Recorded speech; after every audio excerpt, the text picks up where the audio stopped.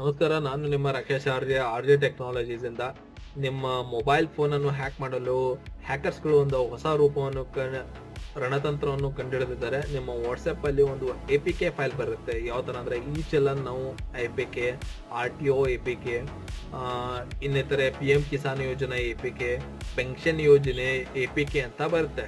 ಆ APK ನ ನೀವು ಡೌನ್ಲೋಡ್ ಮಾಡಿ ಇನ್ಸ್ಟಾಲ್ ಮಾಡಿದ ನಂತರ ನಿಮ್ಮ ಮೊಬೈಲ್ ಹೀಟ್ ಆಗುವುದು ಹಾಗೂ ಹ್ಯಾಂಗ್ ಆಗೋದು, ವಾಟ್ಸಪ್ ಓಪನ್ ಆಗದೆ ಇರೋದು, ಈ ತರದ ಪ್ರಾಬ್ಲಮ್ಸ್ಗಳಾಗುತ್ತೆ. ಅದಕ್ಕೆ ನೀವು ಯಾವುದೇ ತರದ ಅಪ್ಲಿಕೇಶನ್ ಅನ್ನ ಇನ್ಸ್ಟಾಲ್ ಮಾಡ್ಬೇಕಂದ್ರೆ ವಾಟ್ಸಪ್ ಇಂದ ಬಂದಿರುವಂತಹ ಅಪ್ಲಿಕೇಶನ್ ಯಾವುದೂ ಇನ್ಸ್ಟಾಲ್ ಮಾಡಬೇಡಿ.